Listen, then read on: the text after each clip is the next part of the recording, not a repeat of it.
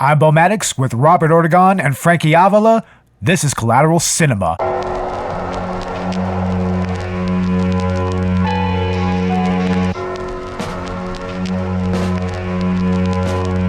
What makes you think you can bullshit your way into my head? Like every other pencil-neck piece of shit!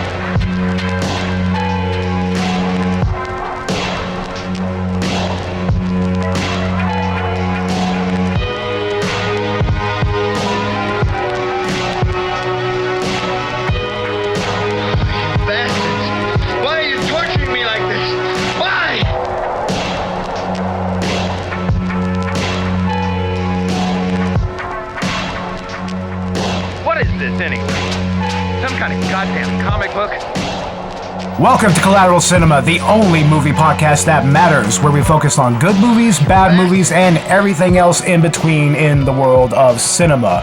We are podcasting straight from somewhere in South Texas, and yes, my friends, we are a 420 friendly podcast, so smoke 'em if you got 'em, my friends. Smoke 'em if you got 'em. I am here with Robert Ortegon and Frankie Avila. That's the right way to say it, right? Yes, sir. All right. And this episode we've been anticipating for a while. Like, we got through that whole shit show that is called Food Fight, and now we're ready to do a good movie. And Robert went ahead and picked the movie for this episode. And Robert, what movie did you pick? I picked John Carpenter's original Halloween. Oh yeah, that's right. John Carpenter's Halloween, ladies and gentlemen. Good old Michael Myers. Yeah, this is a really great movie. I mean, it's not entirely flawless, but I don't know. It really is just timeless. It set the archetype for the slasher movie, like, in stone and everything. And it's really a lot of fun to watch, right? Yeah, I mean, for the budget alone, I mean, how easily he did it, you know, for that time period, 1978. You're totally right. I think it pretty much made a whole slasher genre of people that saw this movie, and then they were able to find out how cheap it was produced and made, and it just, you know, made them inspired to also make slashers and stuff, even to this day. Scared the shit out of everybody, basically. Yeah. And the interesting thing is that the budget really influenced how the story kind of came out, because it was originally going to be like almost a full week leading up to Halloween. That was the whole timeline of the original script and everything. But because of the budget, they just couldn't really span out the shooting and the production schedule and everything. So they just had to make do with the money that they had, and they just took it all and condensed it into one night. For two movies. Yeah, for two movies. Exactly. And Frankie, this movie, it launched Jamie Lee Curtis's career. It also had Donald Pleasence in it. What did you think of the acting overall, and what did you think of like Donald Pleasence and Jamie Lee Curtis? Yeah, the whole point of Jamie this movie Lee Curtis really just, you know, brought the scream, and then also being a bad bitch coming up at the end, you know.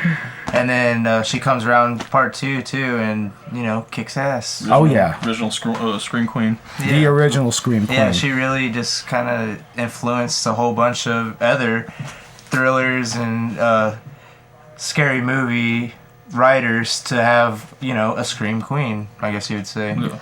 Plus, there's the fact that it's a really, really great independent film. I mean, this didn't have any actual, like, you know, studio backing behind it, you know? Yeah, it wasn't until later, and, you know, until we got this pop culture thing going on. Oh, yeah. Oh, yeah, especially in the last 15 or 20 years or so. I mean, horror's really kind of been on the rise lately, and it's really kind of, especially in the last 5 years, it's undergone a renaissance, and I mean, John Carpenter's style, it does keep on coming up as an influence. Yeah, I'm not really 100% sure about horror movies and stuff, but I believe it was one of the first, gory, bloody...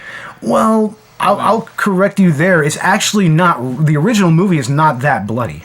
We got it's pretty much inspired by Psycho, Alfred Hitchcock. Yeah, and yeah. Jamie Lee Curtis's mother was in the shower scene.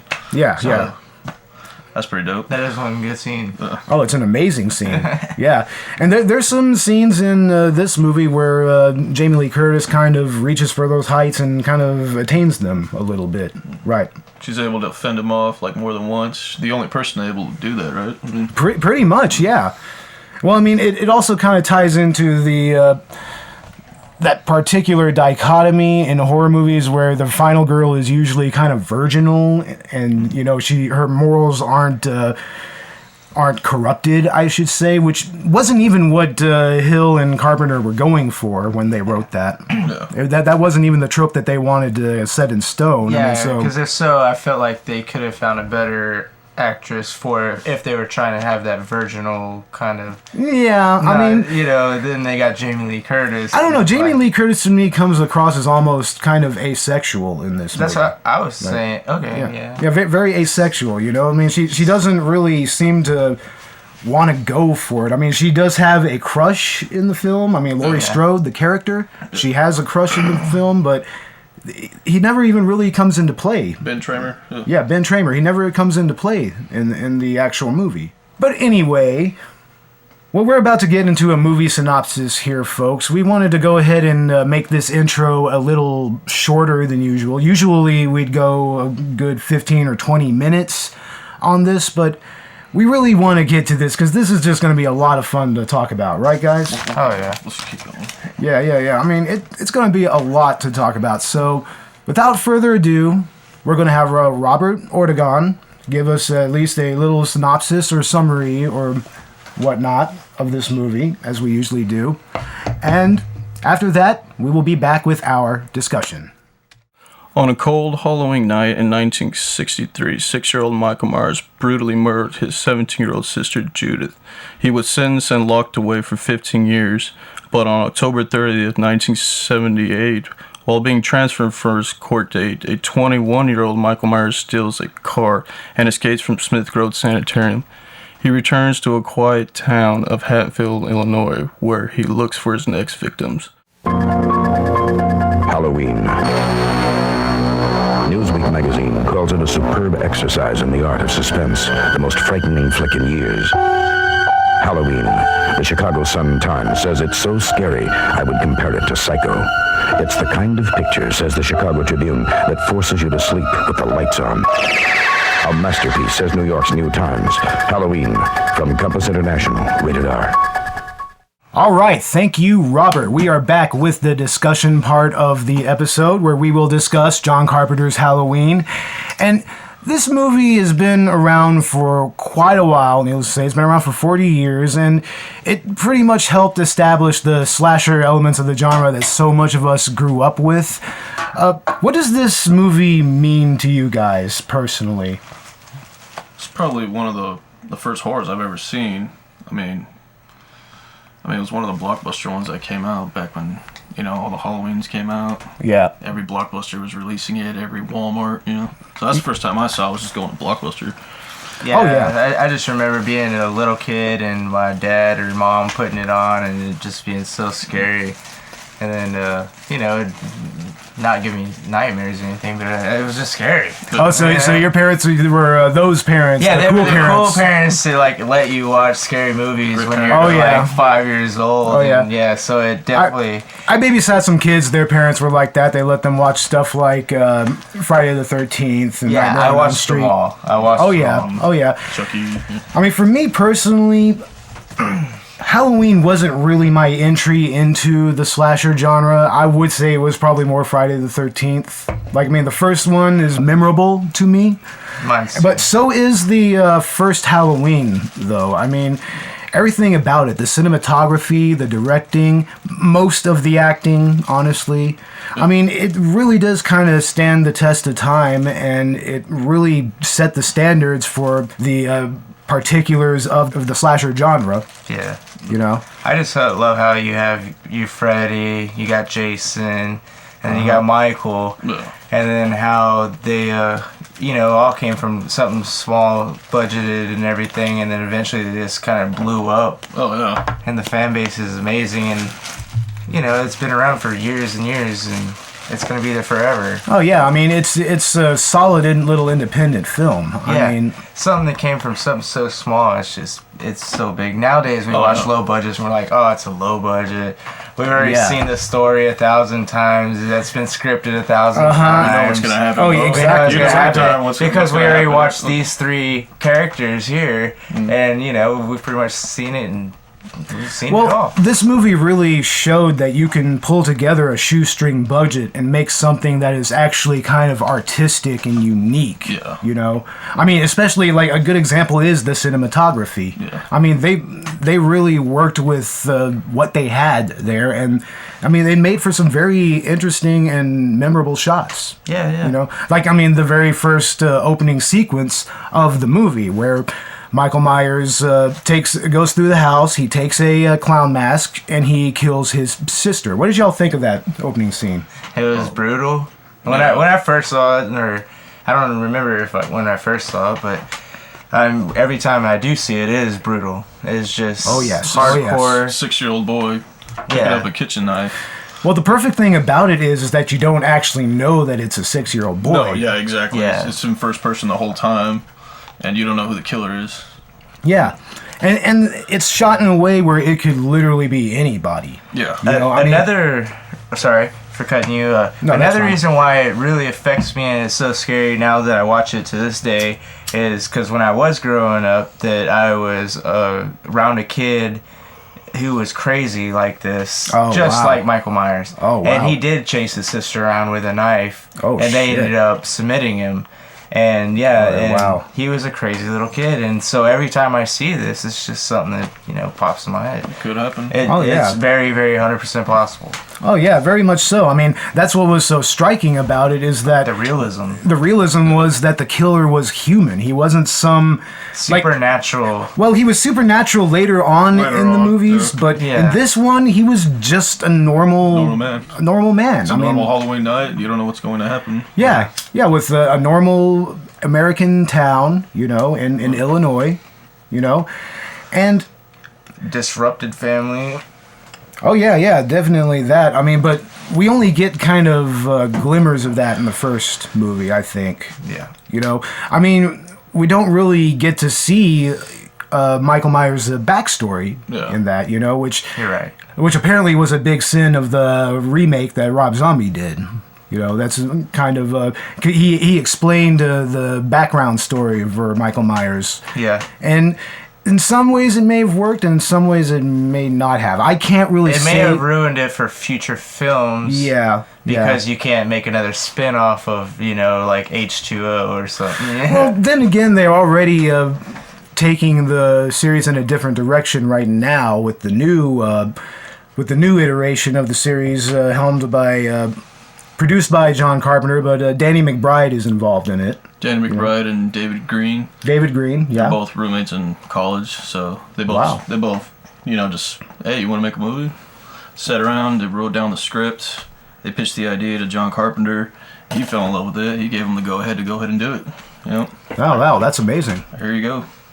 And we were just watching an interview with Danny McBride on YouTube earlier, and he said that he's not really going to let on, where that continuation is actually going to start, Yeah. It can be from Part 2 remake. Part 2 in 2009, Rob Zombies. It could be like right after Season of the Witch, or it could be right after Halloween 2. Halloween Resurrection with Yeah, I mean, Halloween Resurrection, that movie, or H2O and Halloween Resurrection, those are movies that are kind of a stickler for me because I really do think that the series ended perfectly at H2O. They ended that just spot on. But, they didn't need to make anything other than that after that. No, you're right about that, where he faked his own death and then they went on to... in the most inexplicable way possible. Yeah.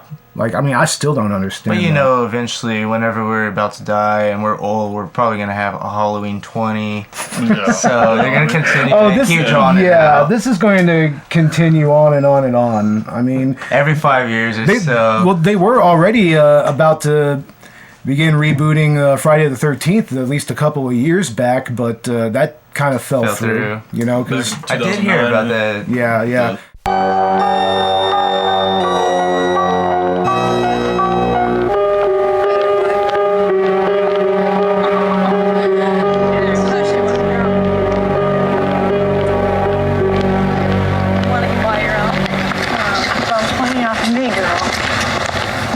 Tonight?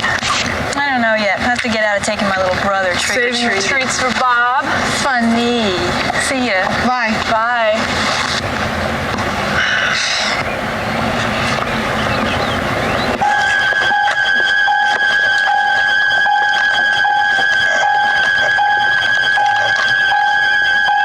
Oh, look. Look where? Behind the bush. I don't see anything. Guy who drove by so fast, that one you yelled at. Oh, subtle, isn't he?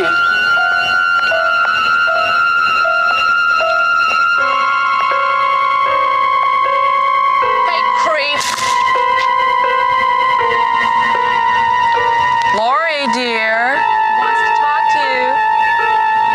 He wants to take you out tonight.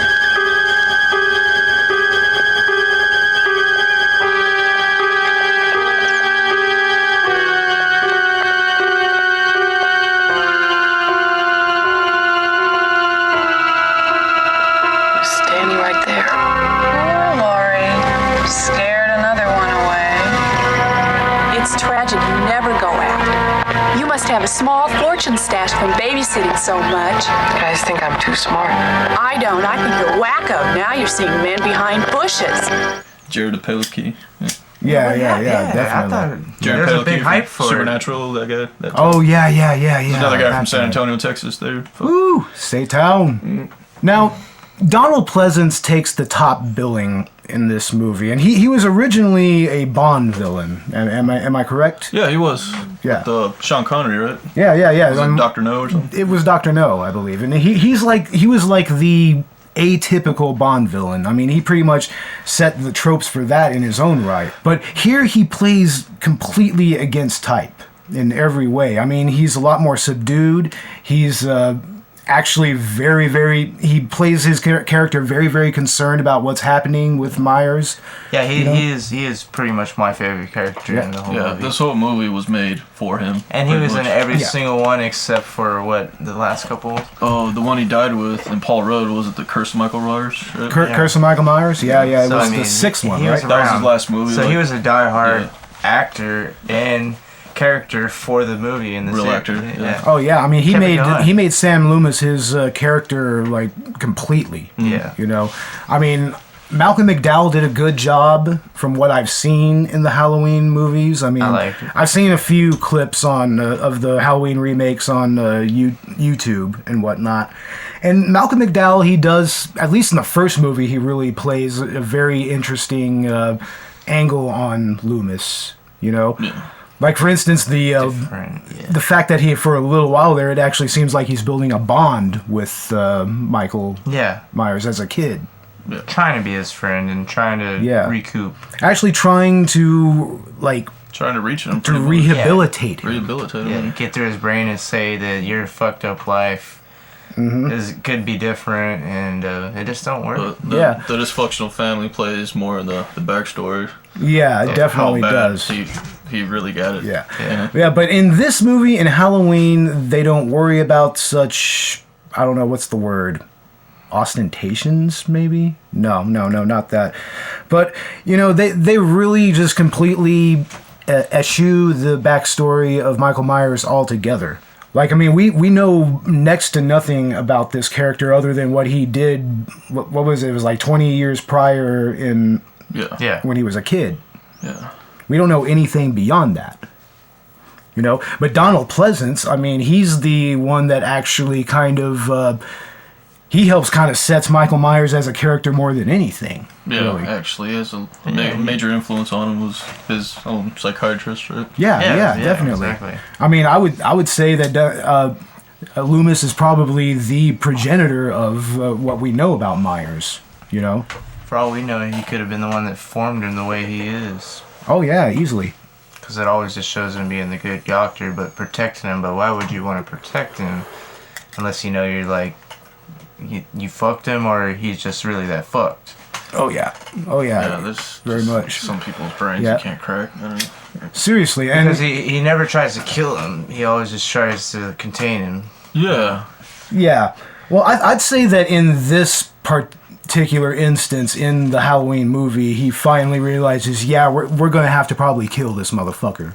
You know, we're gonna have to. Eventually, that's what it comes down to. Yeah, that because he knows that there is nothing there when it comes to this human being, I guess you could still say at this point. When Loomis shot him 6 times in the original, you couldn't even believe it. It's like, Oh, dude, seriously. I unloaded my whole gun on you. Dang. Should be dead. And that's the great thing is that he kind of bookends that entire movie. You know, I mean, he's the one who answers, Jamie Lee Curtis's question, about the boogeyman. He's just like, that was the boogeyman. That was them. Yeah. That was him. And that's really, I think, what ultimately left everything up in the air as to whether or not Myers was supernatural.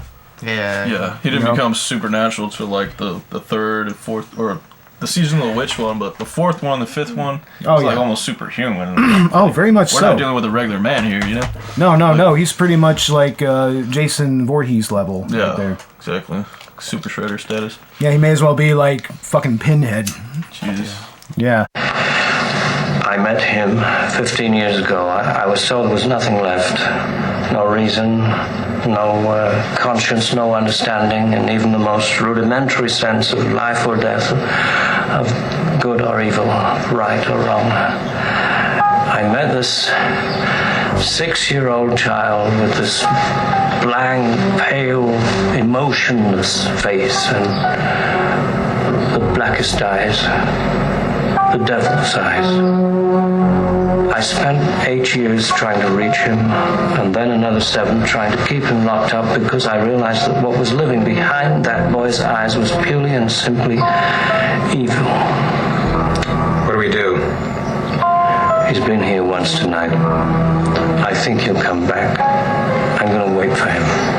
I still think I should notify the radio and television network. If you do that, they'll see him in every street corner. They'll look for him in every house. Just tell your men to keep their mouths shut and their eyes open.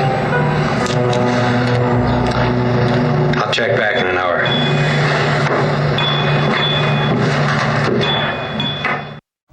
And Jamie Lee Curtis, this was her first real role here. Like, I think she did some commercial work here and there, maybe something a little smaller. I'm not entirely sure, but she really stepped into the role here in a very, very splendid way, I think, Probably going in blind, too. Don't know what you're doing. Completely blind. I mean, she was only, I think she was like 19. Got the part on accident, too. Yeah. Well, her mother being the other, was it Lee Curtis? Yeah. Janet Lee. Janet Lee Curtis, yeah. But no, she's not even a Curtis. It was just Janet Lee. Janet Lee, yeah. I think Jamie Lee Curtis, I mean, she took the name she has mainly so she wouldn't be living in her mom's shadow specifically. Yeah, you're right. I mean, actors' names are different. You go on Wikipedia. Oh, very different. Yeah.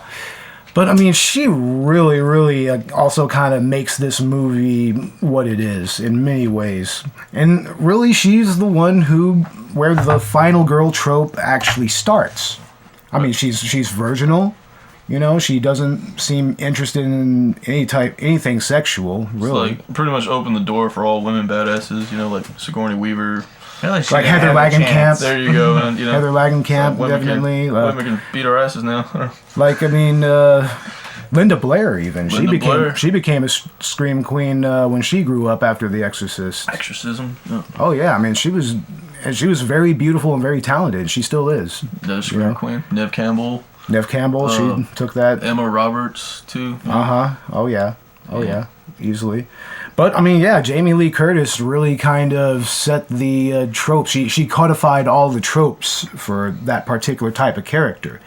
Now, it does lead to some problems, more or less, you know, because it kind of keeps the virgin horror dichotomy kind of in a perpetual cycle, you know. Mm-hmm. And we've seen that time and time again to very negative effect in the horror genre. Now all the rules change now, dude. Oh, yeah. Yeah, the rules are completely different now when you die. Very different. Very different.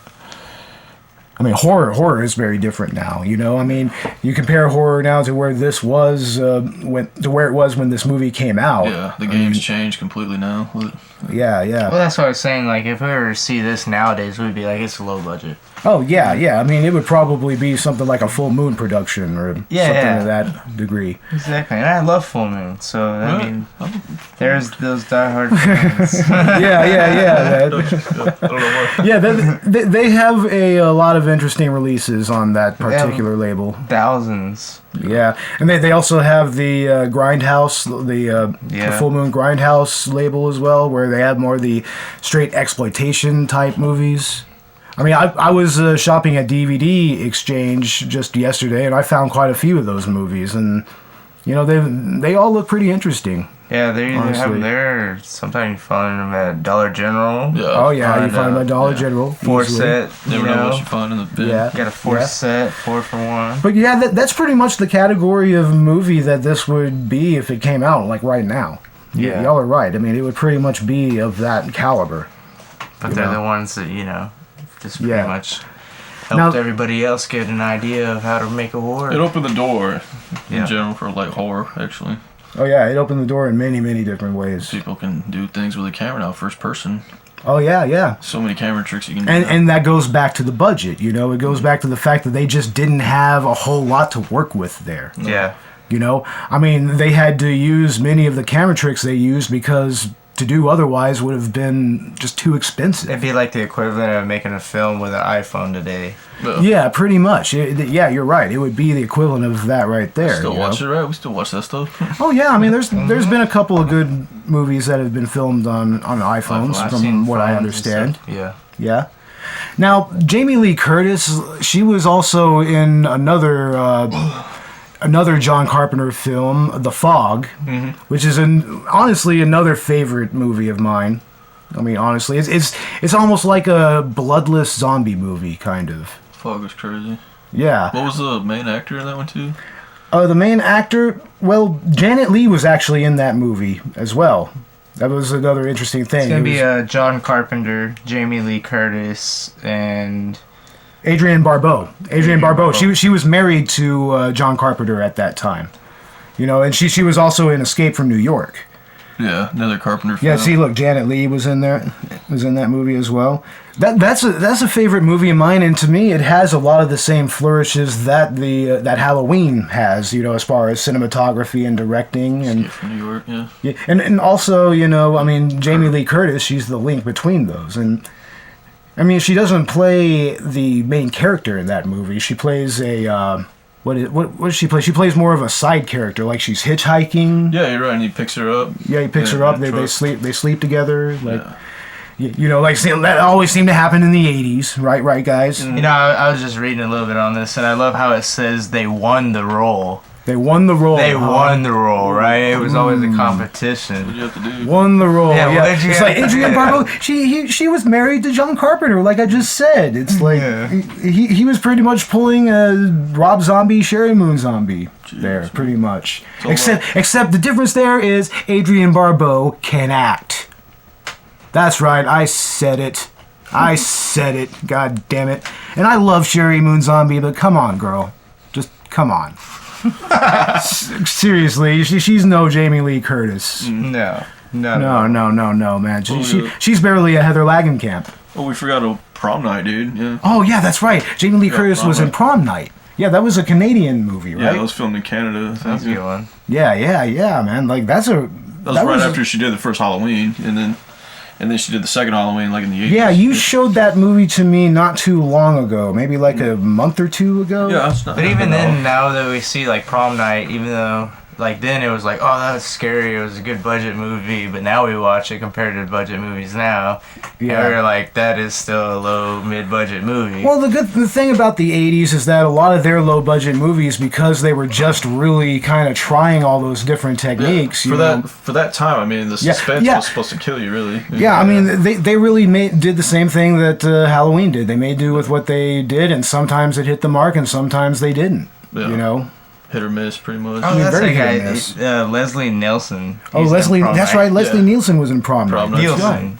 That's right. That's awesome, man. That is. I didn't know that. So Deborah Hill and John Carpenter co-wrote and produced this movie together.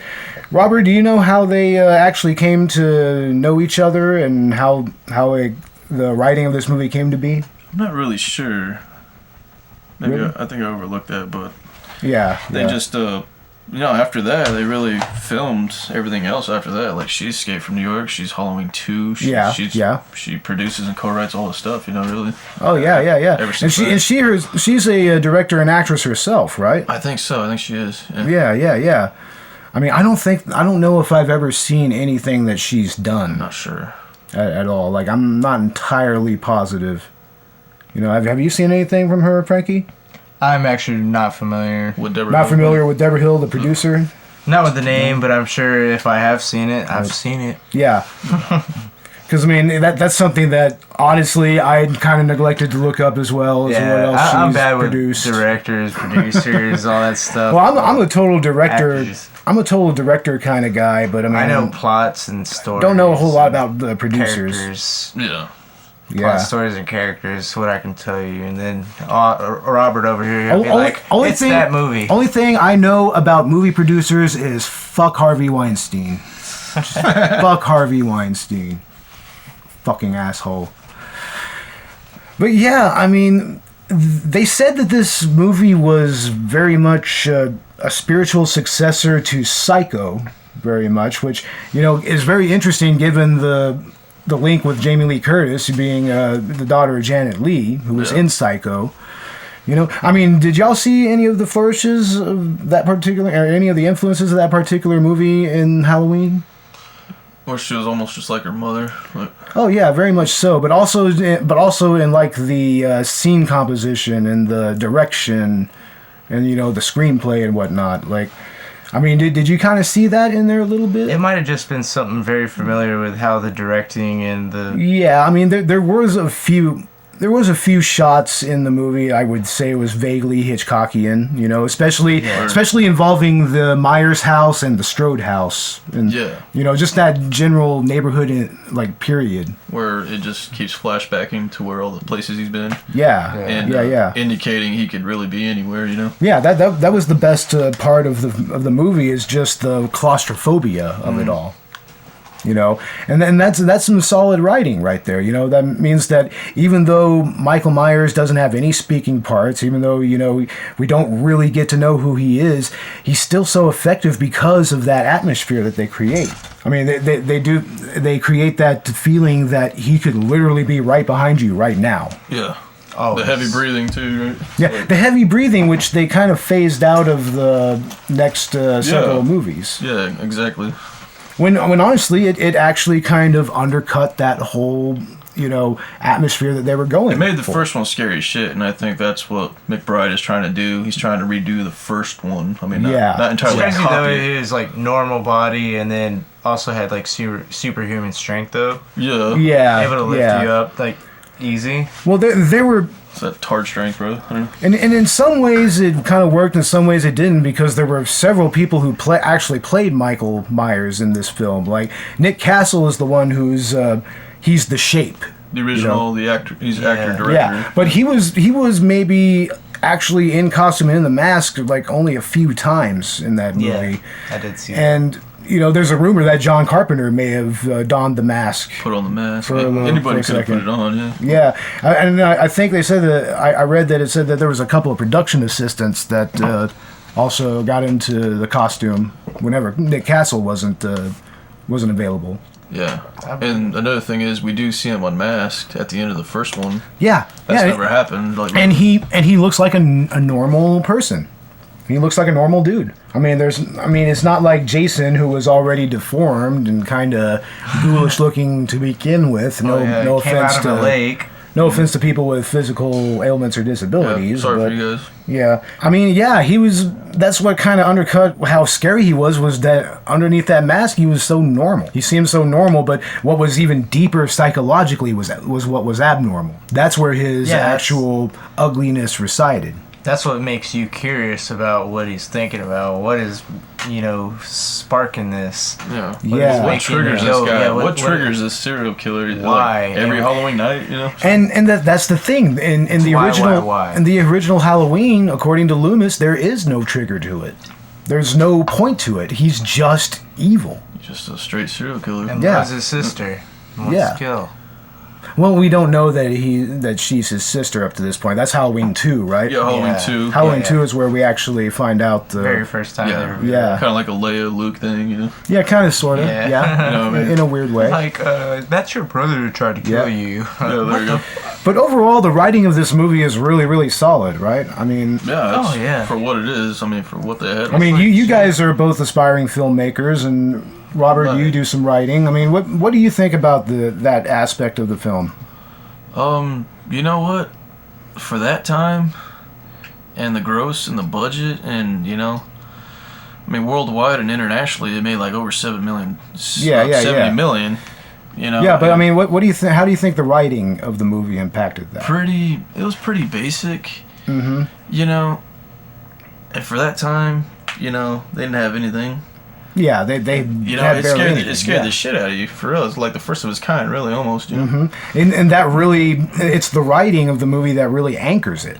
Yeah, it's been a big inspiration. I mean, everything that you want to start down, that's always going to be popping in your head, like, how are we going to, it's going to be like Halloween. Nah, we can't do that. It's like, you started an original story because it's all been done. Even what we try to do, Halloween, Jason, Friday the 13th, it's like, that's always the big inspiration that's ever been. I don't know. They're big inspirations. They really are. Oh yeah, certainly. I mean, John Carpenter, just in general as a director, I mean, his influence is just so vast and so stark. Like, especially now, like 40 years after his first original movie. Exactly. I mean, his style is pretty much being evoked in Stranger Things, and in a movie like I think it's called Beyond the Void. Or Beyond the Gates or something like Stranger Things, that Netflix original. Yeah, Stranger Things. Yeah, that's that has a Stephen King's vibe, but also it has very much kind of a Carpenter vibe to it. Oh yeah, I love that Stranger Things. And a lot of that goes back to the music, which Carpenter 80s. wrote. I mean, a lot of that is very Carpenter-esque, and the interesting thing about that is he's not really someone who's well versed in reading and writing music. See anything you like?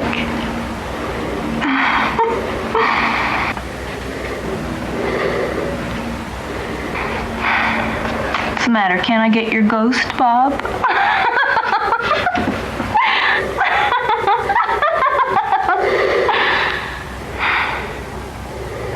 All right, come on, where's my beer?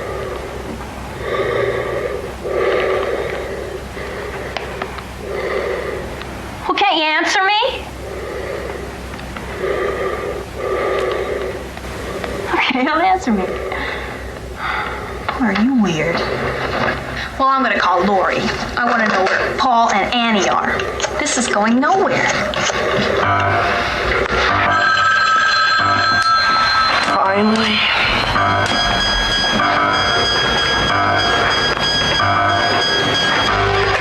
Hello? Hello?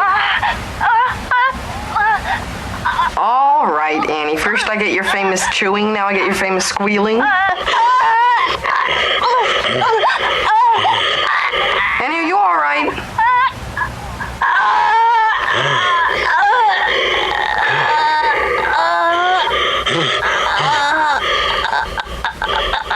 Are you fooling around again? I'll kill you if this is a joke. Annie?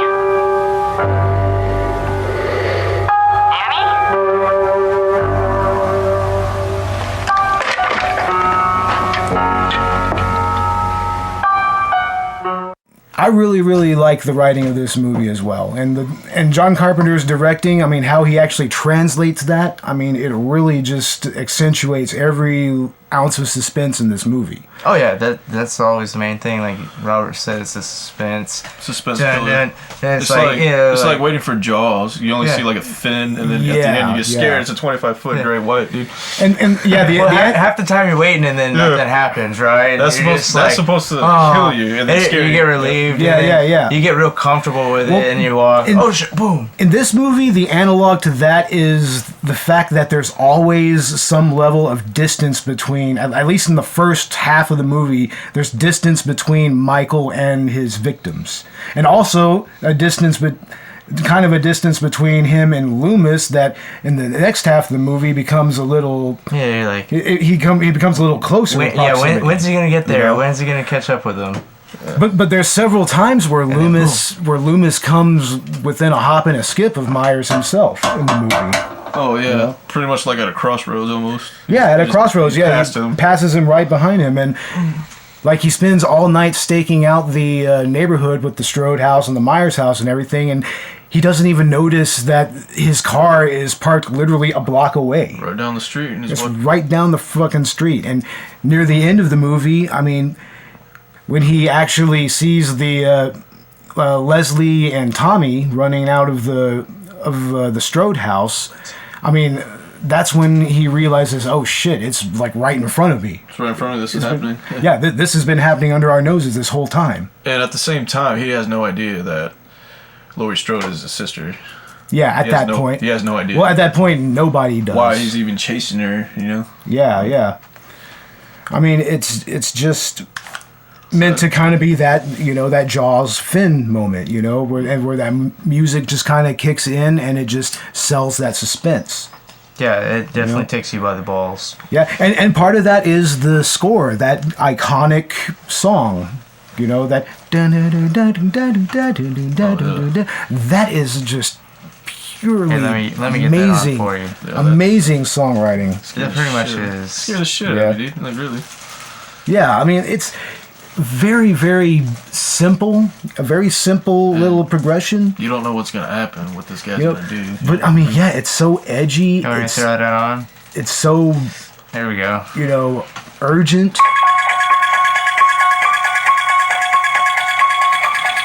It is scary. It's scary. It is. It's all it is. Certainly. Every time you hear it, you just see the face. That's made, dude. Oh man. Oh, certainly, yeah. I mean, right now, I almost want to, you know, look behind me. Yeah, you know, exactly. Where the hell is he? It's dark outside. Yeah. And once again, it adds to that whole feeling that he could be anywhere. Yeah. I mean, yeah. I mean, that's amazing. I love that song. I love that track.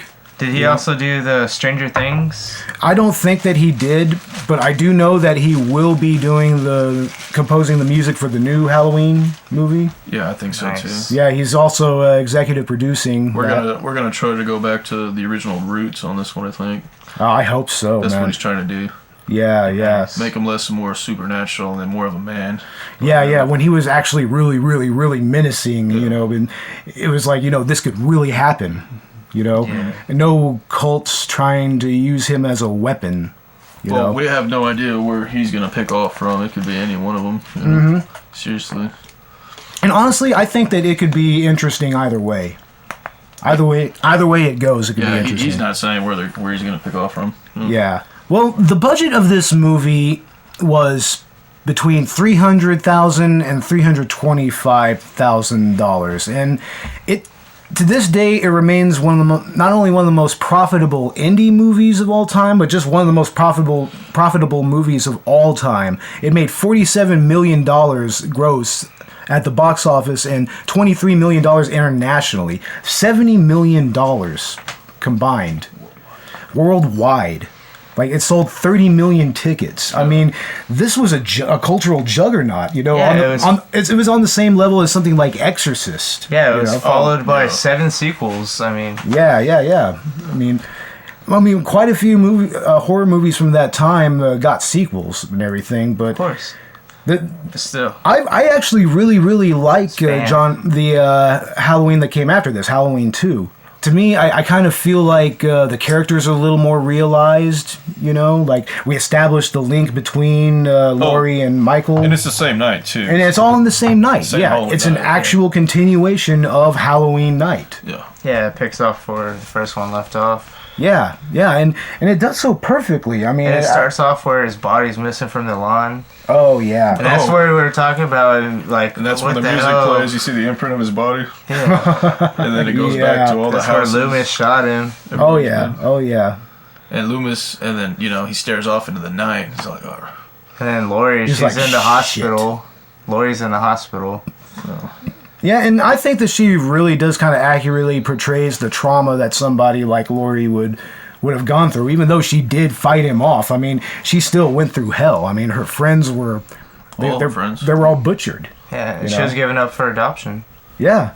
I mean, going back to the fate of her parents, and of her sister.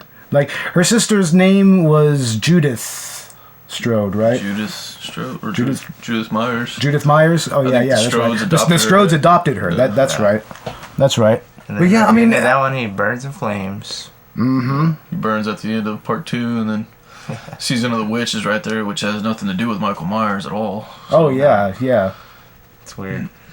Yeah, and this was the first in a long line, as we said before, of slasher films that can trace its lineage back to Alfred Hitchcock's Psycho, Like, I mean, if you want to kind of determine, like, a timeline of slasher movies, typically it's, like, Psycho, and then it goes on to, like, Black Christmas, and, like, a lot of the Gialli films from Italy, like Argento and Bava, they made some movies that really influenced the slasher genre, but it all just kind of coalesced into this movie and Friday the 13th, which, to me, I think in many ways are almost like companion pieces in a weird way. Yeah. Like, what do y'all think? Trying to outdo one another. You got Paramount trying to outdo New Line.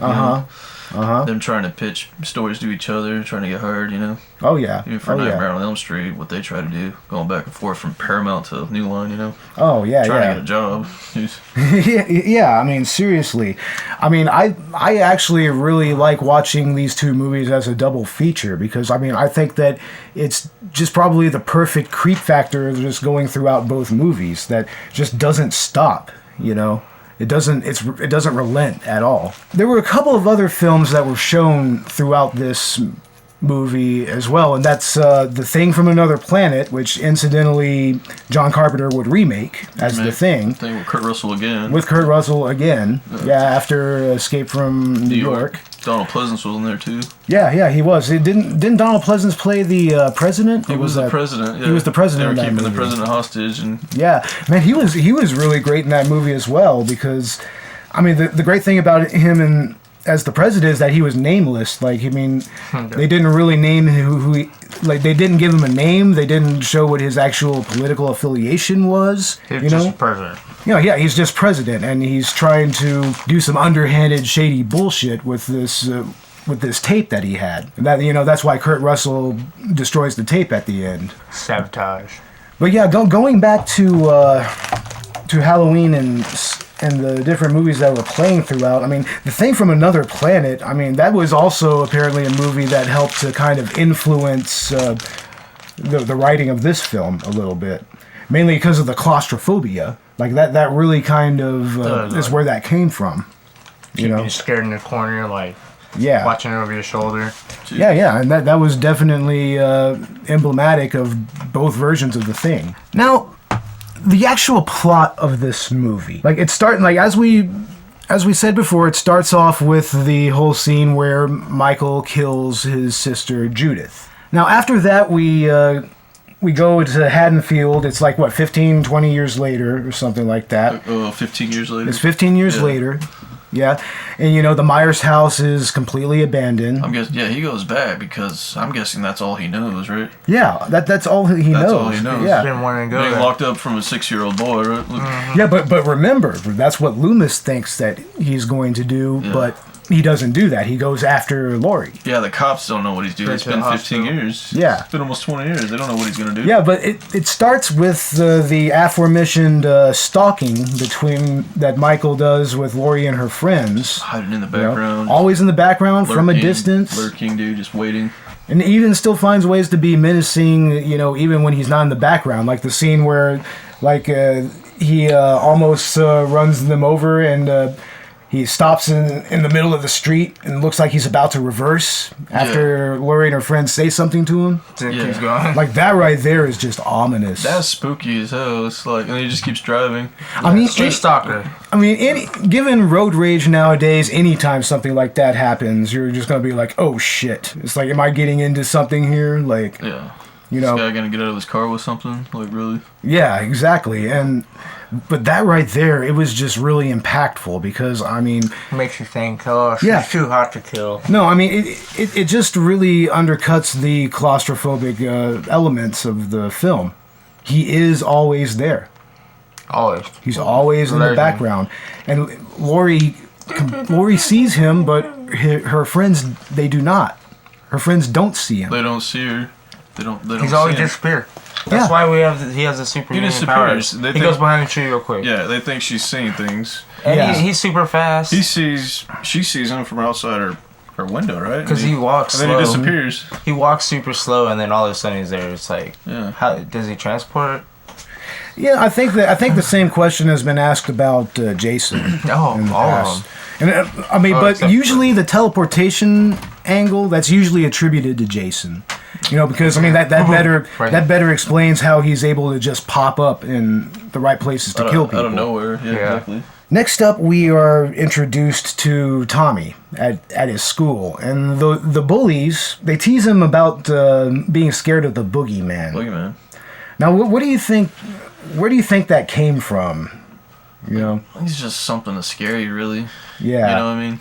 Like, what do you think is the underlying story between Tommy and those bullies? Probably an older class. Probably just picking on him because he's a little kid, right? Honestly, though, they look way older than Tommy. Like they probably shouldn't even be in the same school. Yeah. It's like, goddamn, did y'all just trek over here just to fuck with this one little kid? And they're just picking on him, dude. Yeah, straight tripped him up and busted his pumpkin. And his pumpkin, yeah, dude.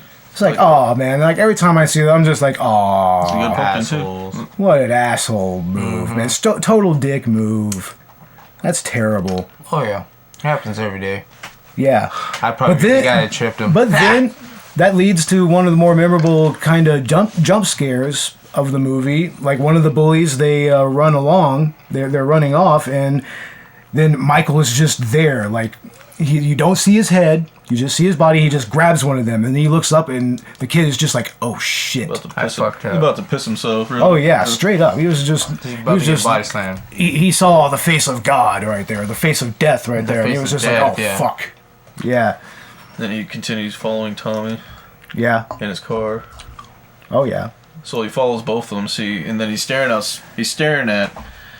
Laurie Strode outside her classroom window too, right? Yeah, that's right. Yeah, he's there for just a second. For just a second, he stops and he's in the station wagon. Yeah, right? he's in the window right there, and then she's got to answer a question to the teacher or something, and then he's gone like 2 seconds. Right? See that right there? That's another trope that's been used in a lot of slasher movies before. Like it always goes back to the final girl, like always seeing the killer in the background, but then the killer disappears and they're not believed. It's like that really starts with Halloween. Outside the school, and then there was following him. A lot of home. And then in the back, I saw this guy 3 times. I'm not losing my mind. Like, yeah. I'd be like, yeah. That's like Scream, like, see him, then they're gone. Oh, yeah, definitely. I've seen this guy more than once. What's going on? Oh, I can no longer stall.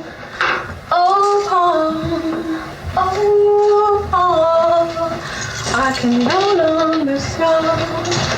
Breathe on my heart.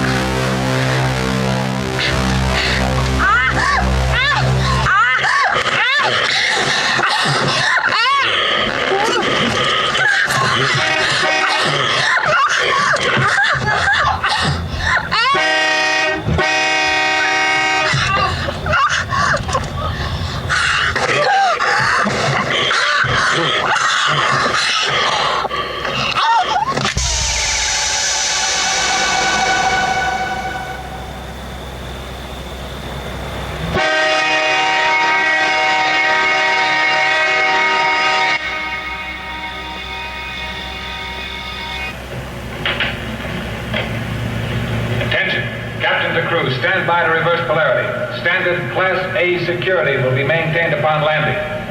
And until further notice, all hands will wear sidearms. That is all. Artificial gravity off. Half flux. Cut primary coils. Primary's cut, sir.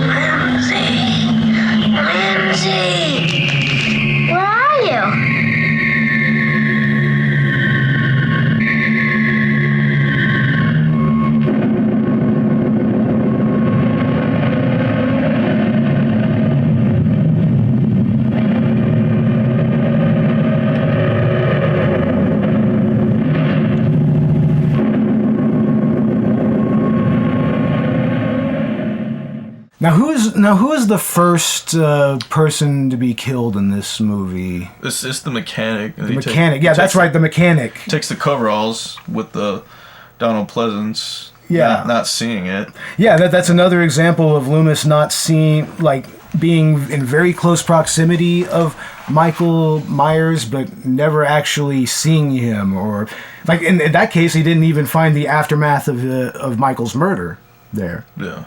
Like the mechanic was off in the brushes. He's throwing the weeds. Yeah, he didn't see him. All that he found was the tow truck and the gowns, the hospital gowns. His book matches that he gave. Yeah. That's an interesting little angle right there. Maureen Chambers, I think that. Yeah, give him to Maureen Chambers. Like, it turns out she dropped him in the station wagon, and Michael grabbed them. Yeah. And left them at that scene. Said like Red Rabbit on or something, Blue Rabbit, something like that. Something Rabbit. Yeah. But after that, who is the next kill after the mechanic? It's one of Laurie's friends, right? Actually, technically, it's the dog. It's the German Shepherd. It's the German Shepherd that's killed. He strangles outside the window. And I hate that part. But they do kind of shoot it in a way where it's obvious that they're not being cruel or actually hurting the dog. I mean, if anything, it almost looks like they just have it like hugging the dog, and the dog just. Again, you don't even see his face. Too. Yeah, you never see his face there. That's spooky camera works. Cinematography. Yeah, you don't actually see his actual mask like in full effect until like the last quarter of the movie, right? Yeah. At the very least. Right when he pops out of the shadows. Finds it. Yeah, and then she sees all of her friends just like hanging from ceilings and coming up the closets. They're all dead bodies already. Yeah. And the first of her friends to die is the her name was Annie, right? Yeah, she sees the Judith Myers headstone that's over the bed. Oh yeah, that's her best friend right there too. Yeah, that's a little later on in the movie. That's the girl with her boyfriend who goes to Annie's house to have sex, and then she's strangled with a telephone cord. And again, he killed her. Killed her boyfriend. Strangled her in the backseat of that car before slitting her throat. Yeah, that was Annie, I believe. Yeah, she was kind of the smart mouth. Yeah, the other one was. She was the Valley Girl. She totally this and totally that and totally chain smoking cigarettes. The cheerleader one, was hung or strangled with a telephone cord. Yeah. And on the other line, it appeared for Laurie that it appeared to be that they were making love or something. You know. Yeah, something like that. It sounded kind of fucking. It sounded like something like that. It sounded kind of sleazy, like moaning and groaning, Yeah, and Laurie's just like, "Are you playing a joke on me? What are you doing?" you know, but she's actually being strangled to death. Squealing, like, what are you doing? You getting off a pole or something? Yeah, I mean, seriously, it's so ridiculous. But yeah, also later on when Michael and actually starts stalking Laurie, like first Tommy is the first one to really see him. Oh, he sees outside the window because he's trying to play a prank. Yeah. On his own best friend, little Lindsay Wallace, right? Yeah, little Lindsay Wallace. Oh yeah. And he sees him carrying the other babysitter through the house, like lifeless body. It's like, yeah, that's pretty... So that spooked him. He's like, so, yeah, the boogeyman's real. It's like, it's the boogeyman! Like, at one point, he even straight freaks out when he sees him. Like, straight up freaks out, like, ah, it's the boogeyman! It's the boogeyman, and nobody believes him. Yeah. I mean, it's kind of a little Cassandra truth there, kind of. Kind of like, you know, because he's been going all night with the story of the boogeyman, you know? Yeah. And that's an interesting angle to the story as well, as the whole allusions to the boogeyman. Like, what did you make of that? You know, for little kids at that time, it's like they're trying to figure out, well, what's the boogeyman, you know? Yeah. That's when you're really starting to... Something you tell little kids. Yeah, that's when you're starting to really see what fear is, and you start to kind of figure out what the fight and flight response is like. You know, it's like that's what's kind of developing at that point, and that's why I think that, you know, kids kind of deserve to have their own types of horror movies, you know, marketed to them. You know, because kids like to be scared like that. Oh no. You know, I mean, this is a movie that if it wasn't for some of the nudity, I mean, you could totally show it to a younger kid. Yeah. I mean, it's really not any more bloody than than your average Hitchcock movie back in the day. Yeah, really. Alfred Hitchcock's, was it Master? Even the nudity nowadays, I don't feel like it's wrong to show your kids. You know, I mean, you only see some boobs. It's not the worst porn. It's not the worst thing in the world. No, it's not like it's full on porn or anything like that. They grow up by the age of 6 now. Yeah, they could beat a game that I can't even think of beating. So I mean, they're geniuses. So they're exposed. So I might as well let them know the right before wrong. Yeah, that's right. We were all for sex positivity. I think that's why we watch the horror movies anyway, so we can see something. Always. You know? Oh yeah, I mean the boobies and the. That's why I love it. It's kind of the premarital sex while we're camping. Oh, yeah. Serial killer. Stars, HBO, late night. It's both the best part of it and the most problematic part of it, I think. Yeah, that's the best part, I think. Yeah. I mean, let's face it, it's like everybody kind of watches shit for their own prurient interests. And then, of course, their parents were like, cover your eyes, but you always had your hands spread out. I mean, hell, do you see some of the movies I have over here on my fucking shelf? I mean, I have goddamn Human Centipede 2 on this motherfucker. And Necromantic. Yeah. I mean, seriously, I don't fuck around when it comes to shit like that. No. Sometimes I go for the hard stuff, and then I have... shit like, let's say... Grave, classic, Spit on Your Grave. Oh yeah, I Spit on Your Grave is amazing. That's a classic. That's an amazing movie. Yeah, I'm definitely a disturbing movie aficionado, but yeah, this movie is definitely not disturbing. It's creepy and frightening, but it's nothing to that level. Oh yeah. Yeah, and I Spit on Your Grave, that came out... definitely a PG-13. About a year or two before Halloween, right? Yeah. Or did it come out afterwards? See, the original Halloween was like 1978, I think. Yeah. It's 78. It's kind of late 70s, getting close to early 80s. Yeah, we're going into the 80s now. Yeah. So what's the horror going to be like now? Right.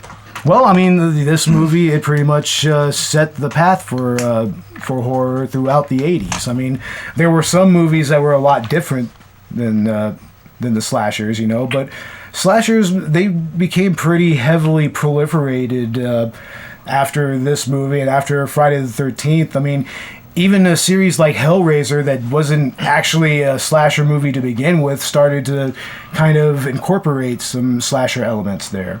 Yeah. You know, in later iterations. Those movies are crazy. Yeah, it took a long time for them to really get down to blood and gore. Yeah. Be exposed on TV. Yeah, but even in the horror in general, I mean, there was a lot of really gory stuff at this time, but some of the best stuff was actually pretty bloodless, you know? Yeah. Like this movie and Texas Chainsaw Massacre are kind of like that, you know. Texas Chainsaw Massacre was before that. It's like 1974. Yeah, you know? that was before that, and that's a very bloodless movie. I mean, that's not nearly as gory or violent. What they would allow. The cinematography in that, the art, the blue and red lens, and how it's so beautiful. How it looks like Texas, like in August or something. And also the pure hell that they went through to make that movie. Oh man, like 4 months of the. 4 months of that, like sweating, wearing the same stuff every day, sweltering heat. Like they had to no air conditioning. Gotta love Texas. You're living out of a Volkswagen. Living out Texas. of a Volkswagen bus, basically changing your clothes. Pretty much, yeah. And then they had to cover up all the windows to make everything look like night in the house, and that just made everything just swelter even further. I love how they throw the blue lens over like the moon, you know, or something. Yeah, but I mean, I wonder how much of an influence the actual cinematography of Texas Chainsaw Massacre was on Halloween. For their director of photography, like, what do you think? Almost going for the same thing. Almost like, you know. Yeah, kind of, sort of. He's gonna be there. He's gonna be over your back, no matter what. Oh yeah, definitely. You can run and run and run, but it's like that dream, you know. You never get nowhere. Exactly. You can be running and running. He's right behind you. He's gonna be in front of you. Yeah, that's what I'm talking about. All of them. Exactly. He is everywhere. Everywhere. That's what they want you to feel in this movie. Mm-hmm. Like all throughout. Now this movie, it became one of the premier slasher franchises of the 80s and 90s. Like, it had a very brief detour with Halloween 3 Season of the Witch, which did not feature Michael Myers at all. Because originally this was supposed to be like an anthology series, not unlike, like let's say, Creepshow or something like that. Like, what do you think, Robert? Creepshow, I've seen like maybe 2 episodes of it, but... Like, have you ever seen the first Creepshow movie? No, I don't think so, man. Oh man, that's Stephen King and George Romero, man. Oh my god, dude, you gotta see that. I just watched and I showed you. Remember? Yeah, I see it. Dude, I have that movie. We'll feature that on a future episode because that's a movie that you really got to get into.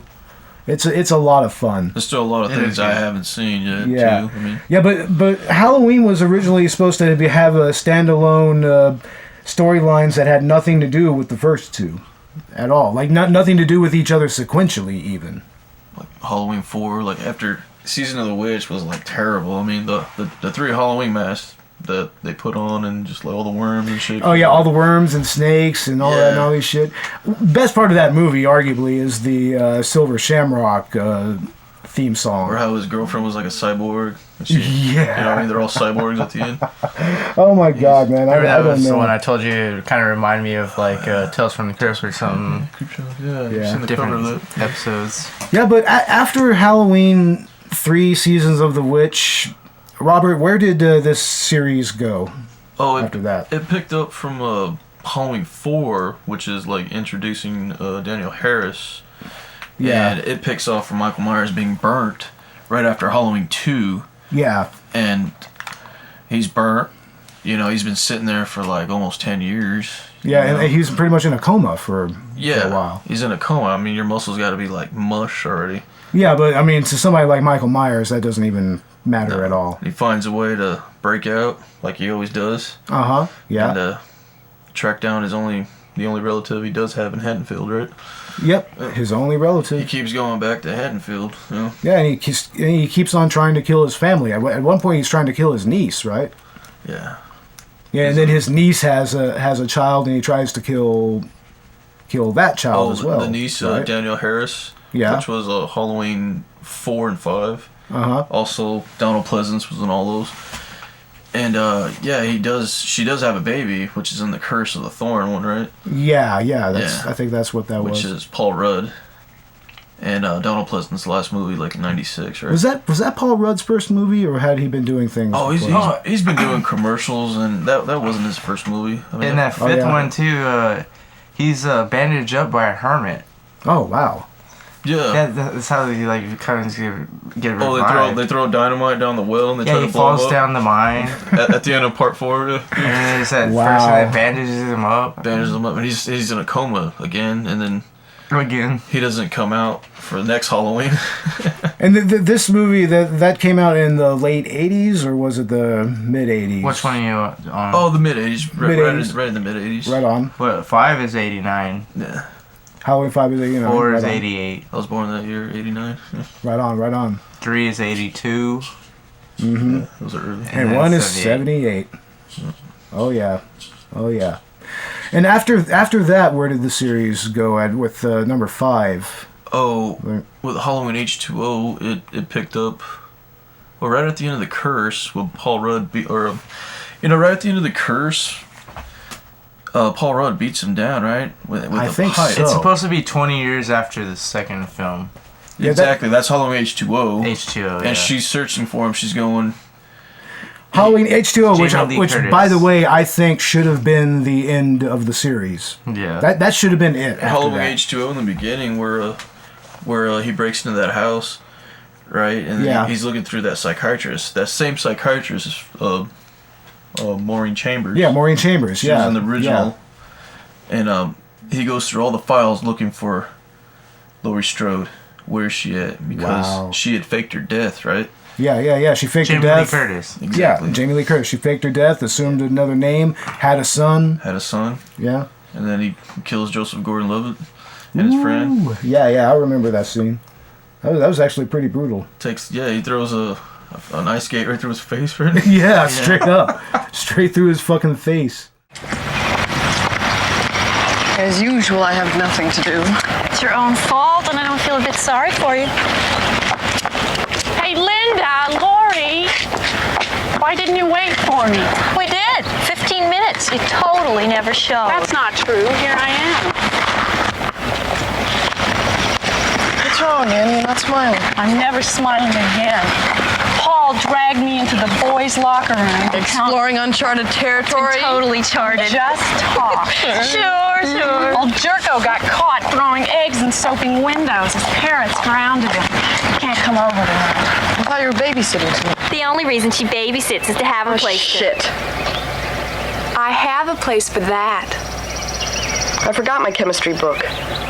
So who cares? I always forget my chemistry book and my math book and my English book and my French book. And, well, who needs books anyway? I don't need books. I always forget all of my books. I mean, it doesn't really matter if you have your books or not. Hey, isn't that Devon Graham?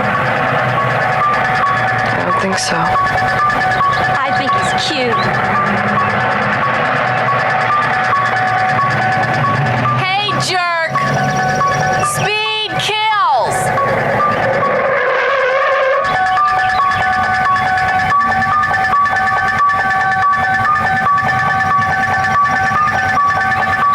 God, can't you take a joke?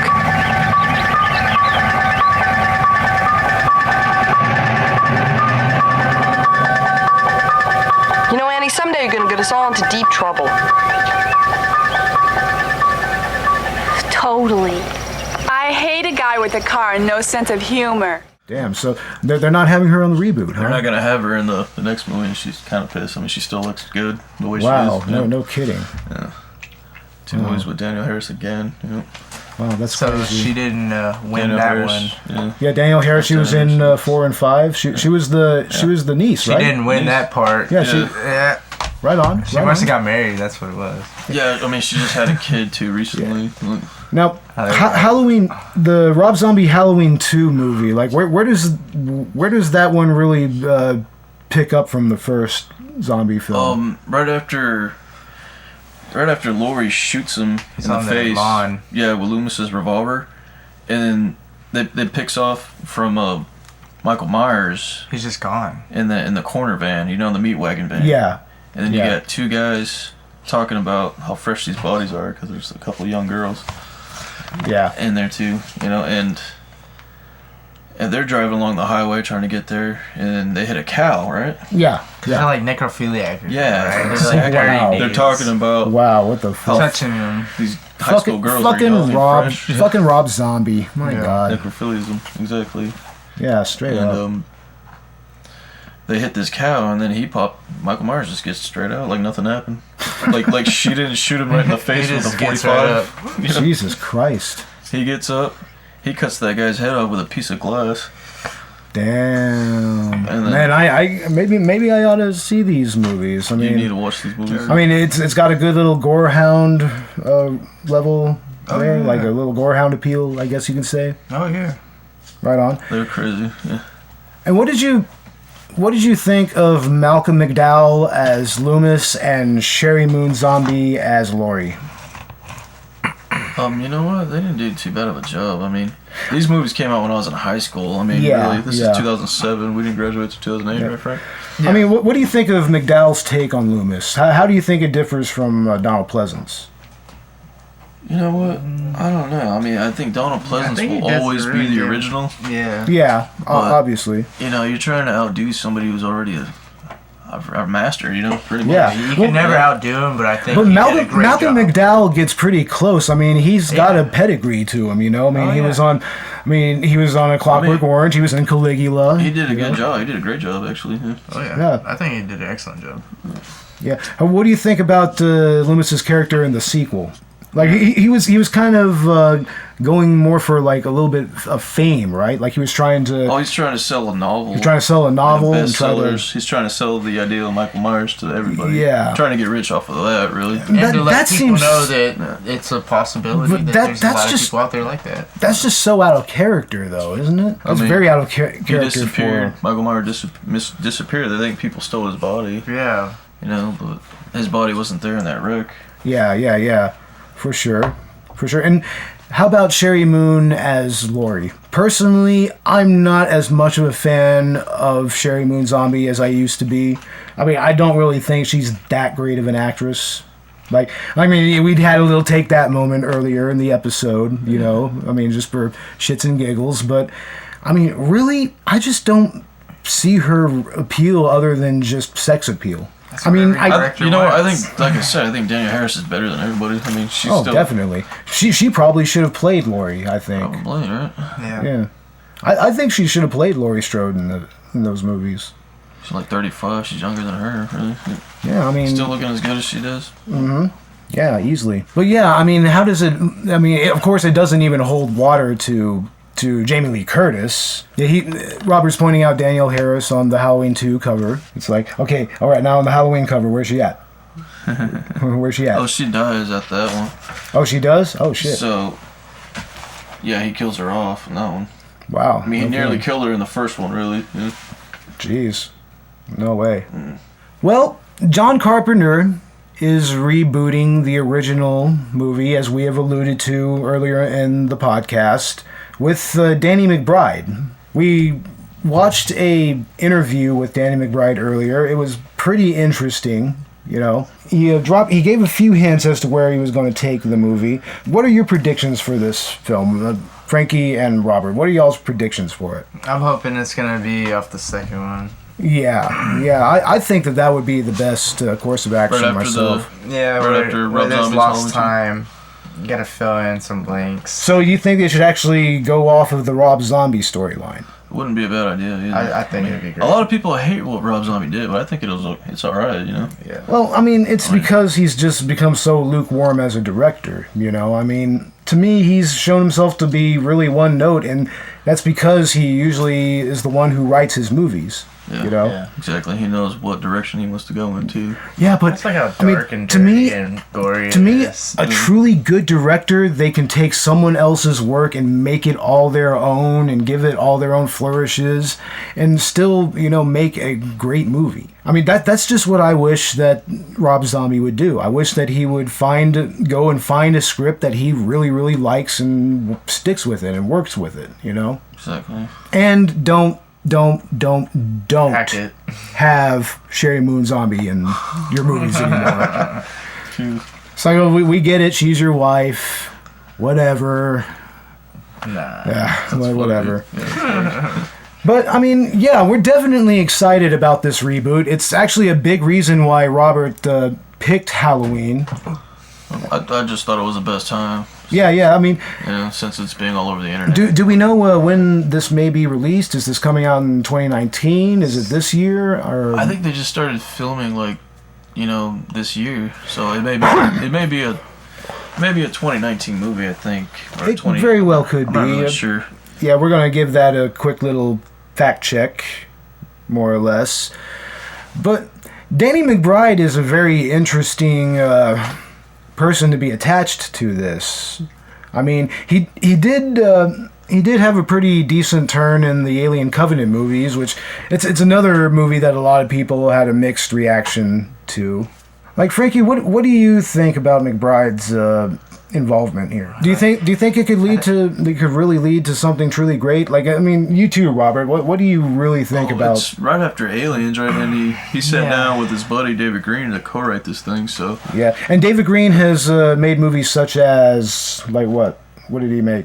I'm not really sure. Not really sure. Oh, okay. He's just one of his best friends in college, I think. Yeah, I've never really seen his work. Yeah.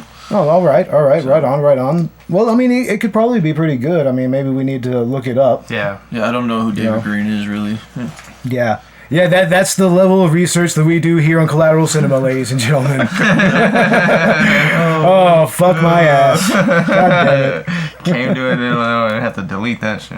Oh, no. We're gonna keep that in. We're gonna keep most all of this in because, I just say fuck it. Just straight up fuck it. That's the Collateral Cinema way. Fuck it. And smoke weed every day. Smoke weed every day. But yes, we are definitely looking forward to this reboot. I wish that Carpenter would direct. I mean, a lot of his most recent movies haven't been the absolute best, I mean, I heard that movie The Ward wasn't all that great. But I think that this could really bring something new to the series that actually, doesn't go off on a tangent. It would be something meaningful, David Gordon. Yes. Right on. Tennis. That looks like a Snoop Dogg. I think we're looking up David Green movies now. Like what has he made? I had Danny Green. Danny Green. Oh, great job, Frankie. Great job, man. Oh, sorry. That's stellar fact checking, man. Fucking the best. Oh shit. How about you, Robert? What do you have? I'm still looking up when the release is gonna come out. Well, oh, right on. Yeah, that would be good to get a little bit of a release date. Yeah, I think he was born in 48. The guy's old. How old is Danny McBride? They went to college together? Yeah. He's got to be like 35, 40 something. Yeah. Wait, what? Jesus Christ. Yeah, well, I mean, I'm 35. I was born in 82. So. Yeah, they don't add up.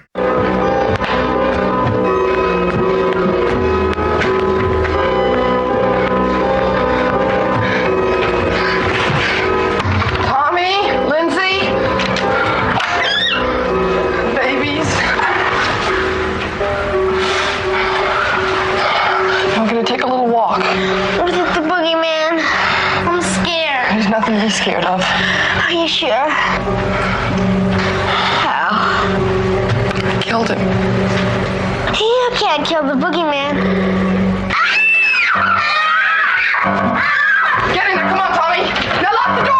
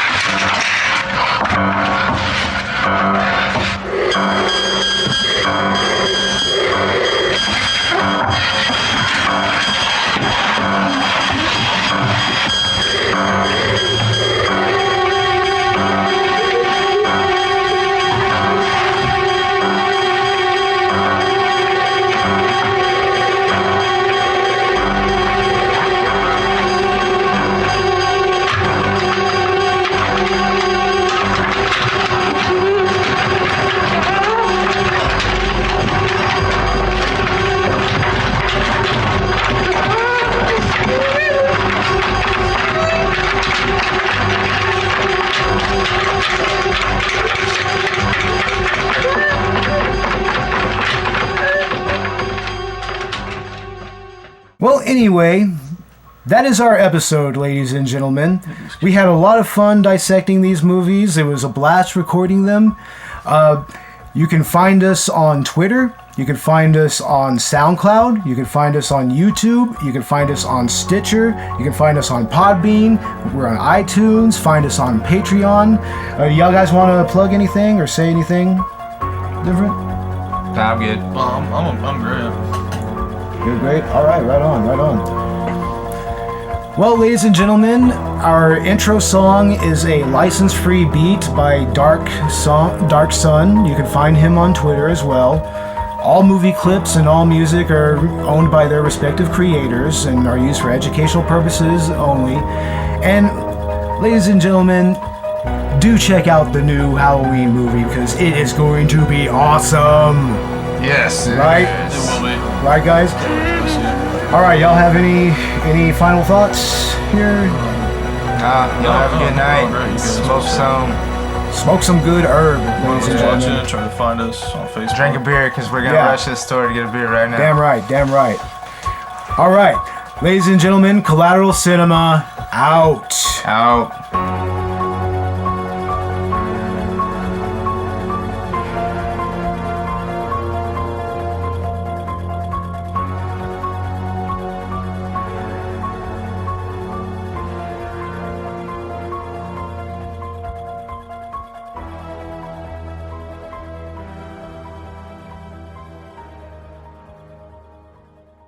Collateral Cinema is an L Company production.